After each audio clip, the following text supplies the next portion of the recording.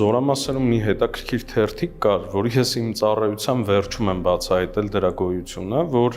հոգեբանները փաստորեն այդպես չեմ հիշում անկեղծ հիմա ամսականներ թե գուցե երամսյակային ինչ որ մի թերթիկ էին պատրաստում սոցհարցում եւ այնտեղ կար անպայման մի վերջին հարց, թե ում եք ամենաշատը վստահում Զորամասում Եվ ինձ մեր հոգեբանը, երբ որ բերեց այդ թղթիկները, այսպես հավաքած թերթիկները հավաքած, ասաց, գիտես, չէ, դու արդեն մի քանի տարի շարունակ թոփ տեղերն ես զբաղեցնում այս Զորամասի ամենավստահելի անձանց։ Սկզբից մտածում էի, որ իրանք, չգիտեմ, էլի, ինչ պիտի կարողանան անեն, ինչ պիտի հնարավորություն ունենան անել, որ ընդհանրապես սովորում են ճեմարանում ու ճեմարանից դուրս են գալիս անփորձ զինվորի հետ կամ չգիտեմ մարտական դիրքերում, բայց հետո հասկացա, որ գնդերեցները օժտված են մի տեսակ առանձնահատուկ հատկություններով, բազմաթիվ տեսարաններ ու կադրեր ունեմ նկարահանած, թե ինչպես են գնդերեցները երբեմն հայտնվում մի նորակոչիկների մեջ, ժամկետային զինծառայողներին, որոնց այդ պահին կանչել են պատերազմ եւ իրենք անհայտության մեջ են, չգիտեն ինչ պետքա լինի եւ գնդերեցի հայտնվել է ինչպես է իրավիճակը փոխել։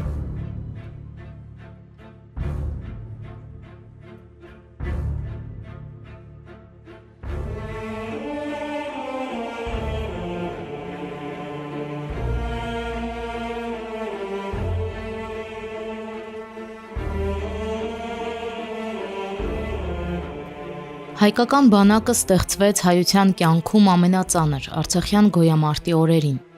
Այն կայացավ ու թրծվեց թե մարտի դաշտում, թե հետպատերազմյան տարիներին, հոգեբանական ու բարոյական մեծ դժվարություններ հաղթահարելով։ Զինվորների կամային որակներն ու ներքին տոկունությունը բարձրացնելու համար անհրաժեշտություն առաջացավ հոգեվորականների ներկայությունն ապահովել նաև զինված ուժերում։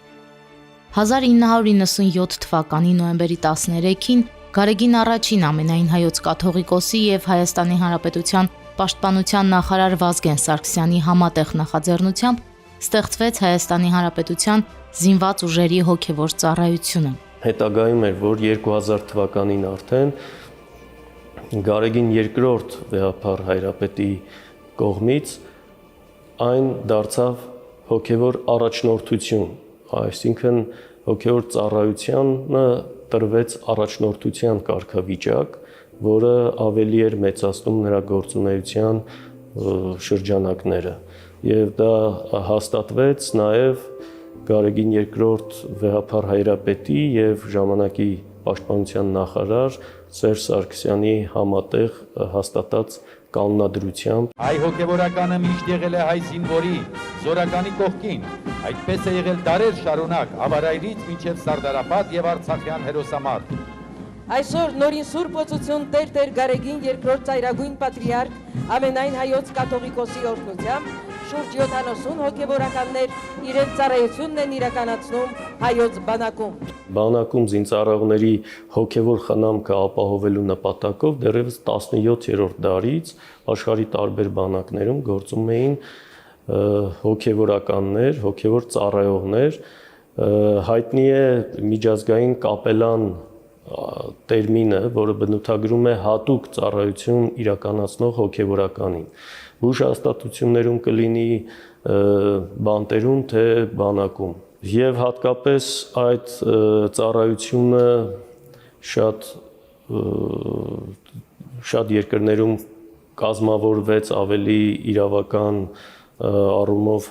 առաջին համաշխարհային պատերազմի ընթացքում, հետո արդեն երկրորդ համաշխարհային պատերազմի ընթացքում եւ հենց այս համաշխարհային փորձն էր նաև, որ ստեղծվեց Հայաստանի Հանրապետության զինված ուժերի հոգևոր ծառայությունը։ Զինվորական հոգևորականների ինստիտուտը կապելանությունը գործում է աշխարհի ավելի քան 100 երկրում։ Միջազգային փորձը ցույց է տալիս, որ ժամանակակից բանակներում հոգևորականի դերը վաղուց դուրս է եկել միայն ծիսակատարի շրջանակից։ ՆԱՏՕ-ի գրեթե բոլոր անդամ պետություններն ունեն զարգացած կապելանական ծառայություն։ ԱՄՆ-ի զինված ուժերում ծառայում է տարբեր դավանանք ունեցող շուրջ 3000 հոգևորական։ Ֆրանսիայում, Գերմանիայում, Մեծ Բրիտանիայում հոգևորականները սպայական կազմին հավասար են եւ էթիկայի, զինծառայողների ընտանեկան խնդիրների եւ հոգեբանական աջակցության հարցերում հրամանատարի խորհրդատուն են։ Միջազգային վիճակագրությունը փաստում է, որ հոգևոր սպասավորություն ունեցող բանակներում զինվորների միջանձնային հարաբերություններն ավելի առողջ են, իսկ մարտական ոգին ավելի կայուն։ Հոգևորականները լինելով բանակում, դա չի նշանակում, որ բանակը աշխարհիկ չի։ Հոգևորականը բանակում լինելով միայն օգնում է այդ բանակին, վստահաբար չի վնասում։ Ու այն հոգևոր խնամքը, որ նեղության մեջ գտնվող զինծառայողը պետք է խոսի հոգևորականի հետ, վստահաբար այդ չի կարող ինչ-որ սպայի կամ հոգեբանի հետ նույն կերպով զրուցել։ Այն օրվանից, երբ որ մտել եմ Զորամաս, հասկացել եմ, որ հայրենիքը սկսվում է սահմանից, հայրենիքի առաջին մարդը ուրեմն այդ զինվորն է, որ կանգնած է առաջին տեղում հայրենիքի եւ իր հետ ոչ թե աշխատել եմ, այլ ծառայել եմ։ Բոլորը 18 տարեկան երիտասարդ տղաներ, ամեն մեկը իր ամբիցիայով, ամեն մեկը իր խնդրով, իր ընտանեկան խնդիրներով, իր անձնական հասարակության մեջ ընտանիքից կտրված, ամեն մեկը մի ձև փորձում էր պաշտպանված լինել, մտածում էր ինչպես ճիշտ հաջորդ քայլը կատարի, հաջորդ պահին իրեն ինչպես ճիշտ պահի, որպեսզի ճիշտ ծառայի, լավ ծառայի։ Ու այդ իրավիճակում մեկը մյուսի հետ կիսվելը բանակային իրավիճակում շատ ուշ է տեղի ունենում, երբ որ արդեն 1 տարուց ավել իրար հետ եք ծառայած լինում, արդեն մի միսուարուն եք դառած լինում, այդ ժամանակ կարող է, իսկ մինչև այդ այն որ Հովհաննեսյան մարդեր, ովքեր մտածում են, որ կարող են գնալ եւ իր հետ խոսել, ինչ որ մի բանից պատմել, որտեվ Հովհաննեսը հաստատ մի գեղեցիկ լուծում, մի հետաքրքիր առակով, մի հետաքրքիր պատմությամբ իրավիճակը կներկայացնեն այնպես, որ մարդը ժպիտը դեմքին, ամեն ինչ նորմալ է, ամեն ինչ կարգին է, կշարունակի իր ծառայությունը։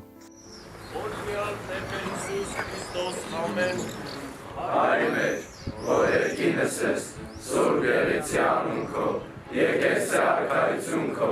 եղիցի կամ քո, որպես երկինես և երկրից, զրած մեր անապազով, դուր մեզ այսօր, և թող մեզ պարտից մեզ, որպես և մենք թողունք մերոց պարտապանած, և մի տանից մեզի փորձություն։ Վեհափառ Հայրապետի հետևողական ջանքերի շնորհիվ շուրջ 30 տարվա Հայաստանի Հանրապետության զինված ուժերի հոգևոր առաջնորդությունը վերածվել էր կայացած ու փորձառու կառույցի։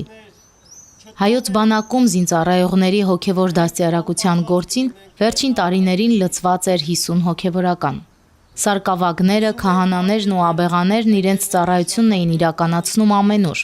սահմանային զորամասերից մինչև մայրաքաղաքային ստորաբաժանումներ։ Գնդերեսները իրենց ծառայության ընթացքում բազմաթիվ սեմինարների, հոգեբանների հետ, նաև տրամայի ամոքման ծրագրերի են մասնակցել, որոնք հետագայում այդ գործիքակազմը օգտագործել են եւ պատերազմի կամ խաղաղ ժամանակներում զինվորների հետ կիրառել։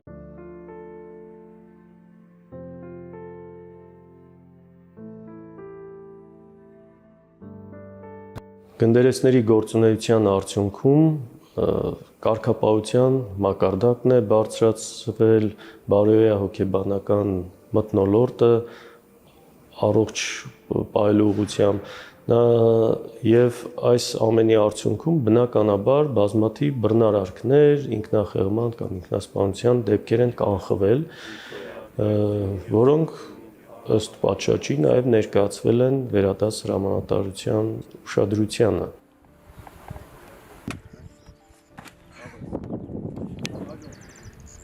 Զորամասի հոգեբանը ունեցել է իր պարտականությունները։ Ինք իր պարտականությունից դուրս ոչինչ իրավասություն չի ունեցել կատարելու, իսկ հոգևոր սպասավորը գնդերեցը ինքը ունեցել է ազատ շփվելու աշխարհիկ մարդկանց հետ, հոգևորականը հոգեբանից լիքը բաներով տարբերվում է։ Նա սպա է, ինչ տարբերություն, ինքը էլի ահա գծով տեղակալներին ոնց որ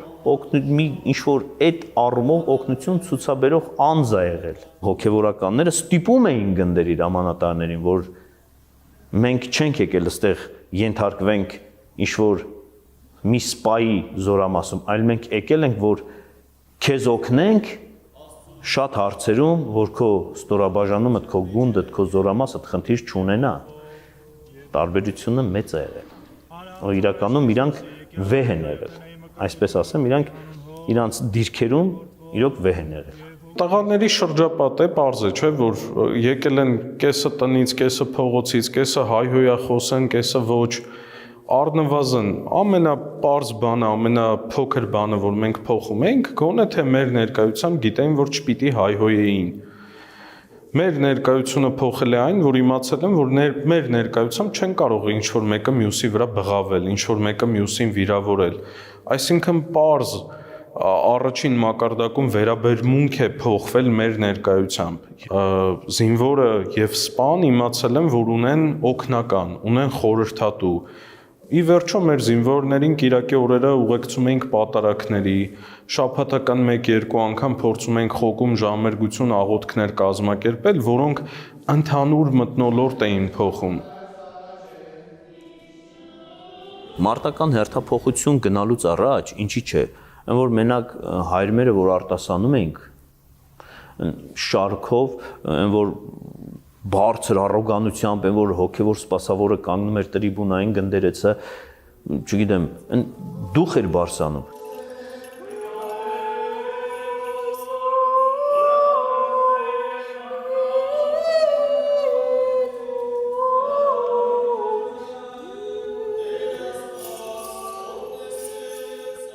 Կյանքի սահմանային իրավիճակներում, երբ զինվորը հայտնվում է հուսահատության եզրին, հենց գնդերեցներն էին հաճախ դառնում միակ հենարանն ու խարիսխը եւ զինվորին դուրս բերում ծանր իրավիճակից։ Երբեմն էլ կանխում դժբախտ պատահաժները։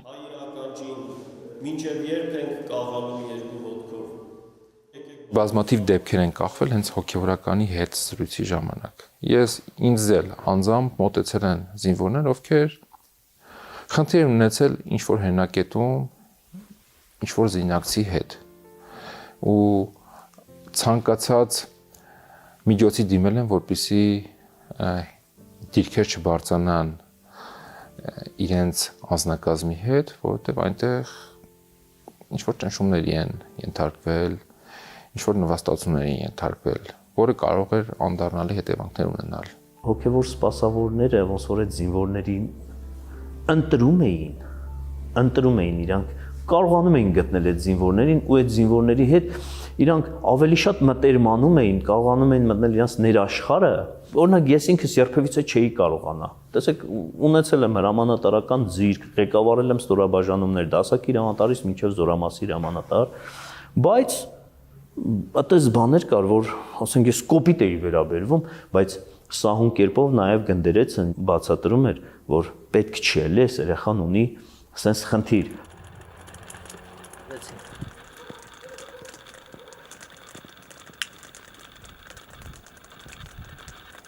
Զինվորները խոստովանում են, որ բանակային կյանքում հոգեբանական ճգնաժամեր շատ են ունենում նաև հոգևոր զրույցների կարիք։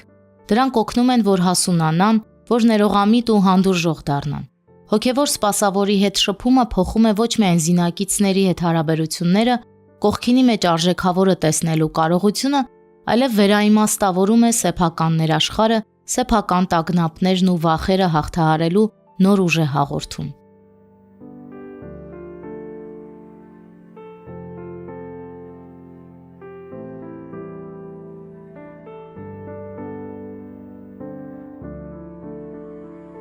Իմ մտածելակերպով, եթե այն ժամանակ չլիներ գնդերեցը, չլիներ հոգևոր սպասավորը, չլինեին իրանք, մենք շատ մեծ խնդիրների կբախվեինք անձնակազմի դաստիարակության, ղեկավարման հարցում, անգամ մարտական դիրքերում, անգամ զորանոցային պայմաններում։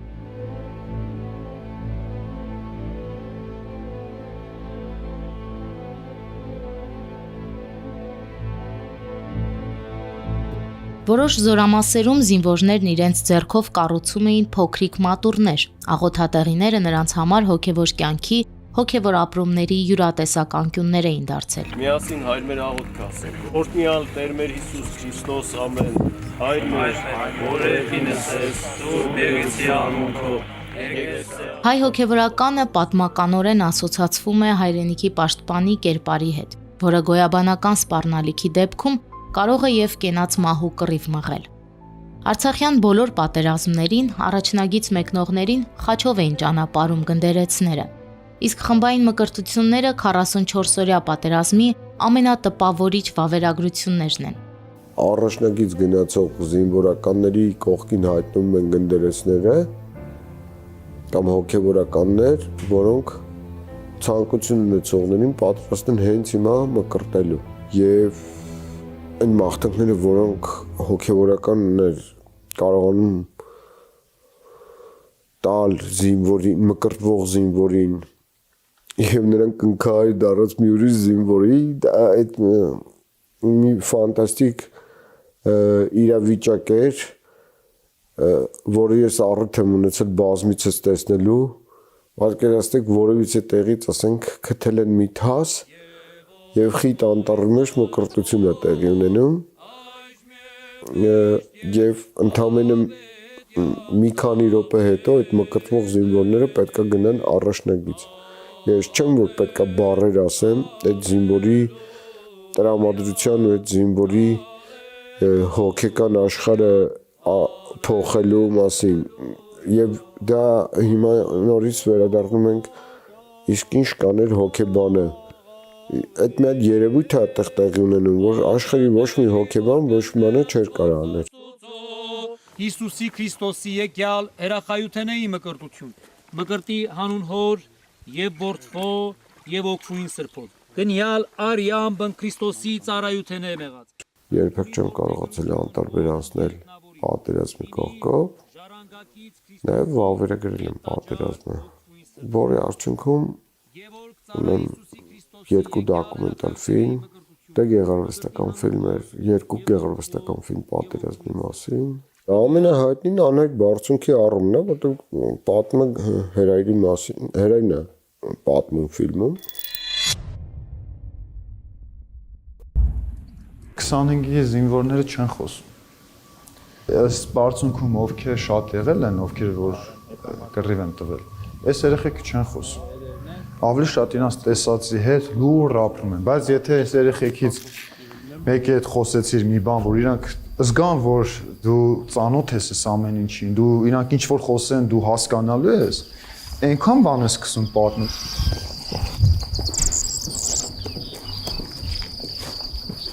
44-օրյա պատերազմի ժամանակ, քանի որ շատ էին զինվորական խմբերը, ստորաբաժանումները տարբեր տեղերում առանձին եւ բոլորն էլ հոգեվորականի կարիք ունեին եւ նաեւ այդ մասին բարձրաձայնում էին, խնդրում էին հոգեվորականի ներկայություն եւ գնդերեսների թվականակը բավարար չէր ապահովելու Դրա համար վեհապար հայրապետի կողմից տասնյակ հոգևորականներ, քահանաներ, վարդապետներ, աբեղաներ, նաև եպիսկոպոսներ, թե հայաստանյան եւ թե Սփյուռքի հայոց թեմերից ուղարկվեցին Արցախ եւ նրանք իրենց ծառայությունը բերեցին տարբեր տեղերում, սահմանային զորամասերում, հոսպիտալներում եւ որտեղ որ անհրաժեշտությունը կար աշխարհի 160 երկրներում մեջ հայություն կա ամբողջ Սփյուռքի հայությունը այսօր մեկ մտածելու մեկ խաղապարով լցված է օգնել օգտակար լալ պաշտպանել մեր Արցախի հանրապետությունը Հայոց բանակի պահապան խաչը Աշոտ Երկաթի խաչի կրկնօրինակը պատերազմի օրերին շրջեց զորամասերում եւ խրամատներում հոգևոր զրահ դառնալով զինվորների համար, հիշեցնելով, որ նա հերոսական շղթայի մի օղակն է։ Իսկ 2019 թվականից պատրաստվող խաչի մանրակերտ կրծքանշանները զինվորներին հաճախ փրկում էին անհնարին թվացող իրավիճակներում։ 2020 թվականի պատերազմի ժամանակ իմ սպա ընկերներից մեկը, ում հետ մինչ օրս ընկերություն ենք անում, հատուկ գործողության պետք է մասնակցեր ու խնդրեց, որ կար գնդերեցի կրծքանշան տարբերվող, կար զինվորի կրծքանշան, կար սպայի կրծքանշան ու մեկնելուց առաջ խնդրեց, որ իմ հագուստին ամրացված Աշոտ Երկաթի կրծքանշանը իր հետ վերցնի, իր կրծքին կրի եւ գնա այդ գործողությանը ու հետ գա։ Գնաց շատ ծանր իրավիճակում էին հայտնվել, շրջափակման մեջ էին ընկել ու ասում է, որ պատմում է, ամեն օր ես ուղղակի ամեն պահ համբուրում էի այս կրծքանշանը, խաչը ու միայն Աստծուն էինք ապավինած։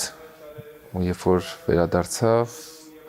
ամենաառաջինը ասաց, որ այս կրծքանշանն էր, որ մեզ օգնեց վերադառնալու։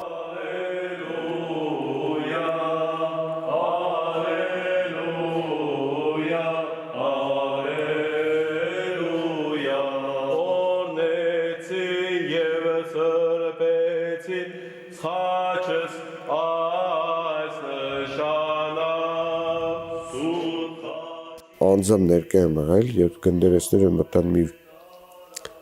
զորամաս, որտեղ կասեի բոլորովին բարոյալքված տարբեր զորամիավորումներից հավաքված զինվորականներ էին այդտեղ, որոնք եղել էին Ջեբրայիլում։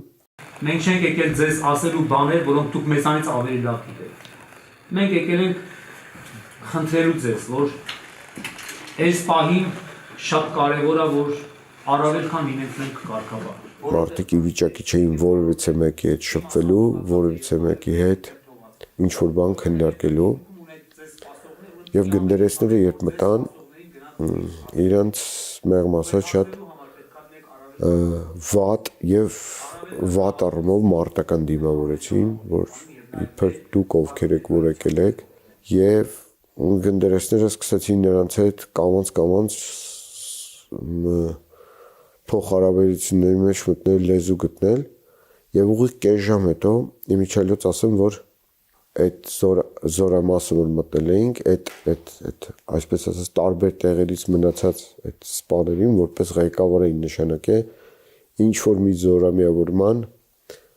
հոգեբանին։ Եվ հոգեբանն էր, այսպես ասած, այդ պահին իրենց հրամանատարը եւ այլն, նույն տրամադրության մեջ էր նաեւ այդ հոգեբանը։ Եվ ընդամենը ուզում եմ արձանագրել, որ կես ժամ էր անցել, եւ կես ժամ հետո այդ հոգեբանը ուզում էր մկրտվել։ Այն հոգեբանական մթնոլորտը, թե ինչ արագությամբ կարողացան գնդերեսները փոխել եւ ինչ մի բոլորովին մի ուրիշ տրամադրություն բերել, այդ ուղղակի անհավատալի էր, այն ինչ որ ես եմ տեսել։ Քո խաչիդ պահպանությունը, որպեսզի կարողանան քո իմաստությամբ ճիշտ կողմնորոշվել եւ գնալ հաղթանակ։ Ցավոք սրտի մենք հոգեվորականների կորուստել ունեցանք եւ նաեւ վիրավորներ։ Մայրաթոր Սուրբ Էջմիածնի միաբան Հայր Մկրտիչը մինչև հիմա համարվում է անհայտ կորած, զոհվեց գնդերեց Նարեկ Սարգսակ Պետրոսյանը, որ այդ ժամանակ զինված ուժերի հոգևոր առաջնորդի օգնականն էր, իր ծառայությունը պիտի լիներ պաշտպանության նախարարությունում, բայց նա առաջնագծում էր, զոհվեց նաև Ռուստամ Սարգսակը, որ այդ ժամանակ իր ծառայությունն էր բերում պաշտպանության բանակի զորամասերից մեկում։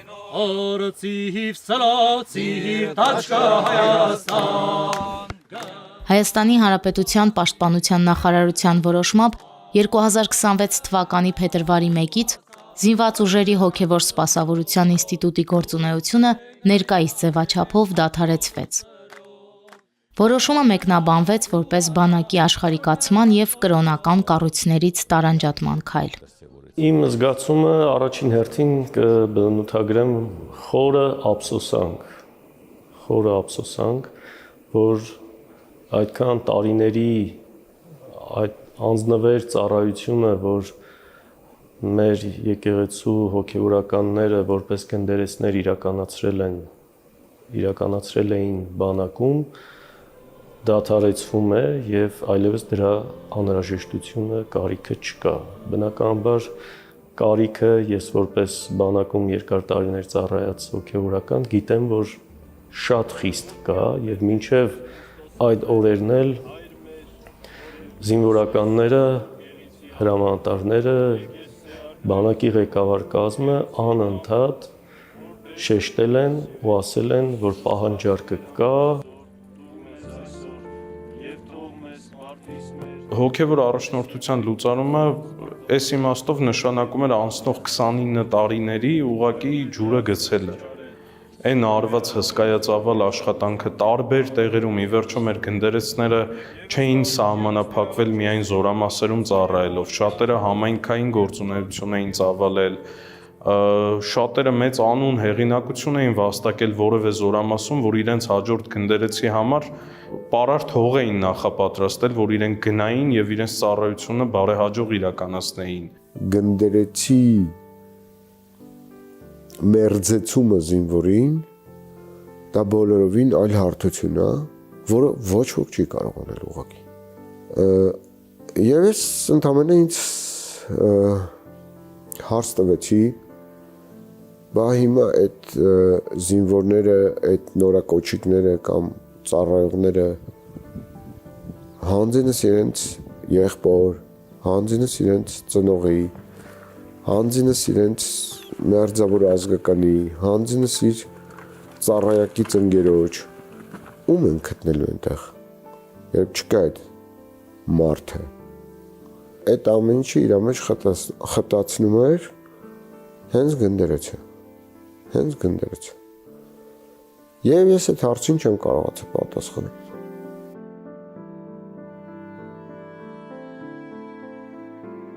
Ոնց որ հարազատ ինչ-որ մեկին կորցրած լինեի։ 10 տարուց ավել իմ ծառայությունն եմ բերում զինված ուժերում,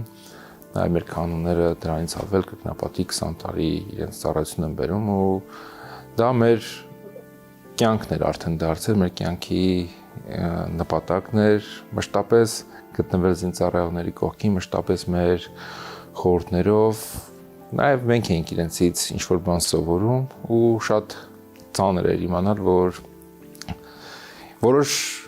հանգամանքներում նաև սպասելի էր, սակայն մենք մտածում ենք, որ չի հասնի հարցը դրան։ Մեր երկրում ամենածանր ծառայություն իրականացնող մարդիկ են զինվորականները եւ իրենց առավել քան մենք պարտական ենք եւ գնդերեցի ծառայությունն էլ իմ կարծիքով Աստծո օգնականություններ իրենց, որովհետեւ Սուրբ գրքում էլ շատ սիրուն ձևով ասվում է, որ ասում է, եթե Տերը չի հսկում քաղաքը, ուրեմն զուր են ննջում պահապանները։ Իրենք մեր հայրենիքը պահպանողներն են, մենք էլ կարծում եմ Աստծո կողմից ուղարկված էինք իրենց ողջևորելու, հաղթանակների մղելու եւ մեծ ոգի տալու։ Եվ մի դաներս մեզ փորձություն, այլ բրգյազ մեզ շարե, զիքոյ արքայություն եւ զորություն եւ փառք, հավիտյանս ամեն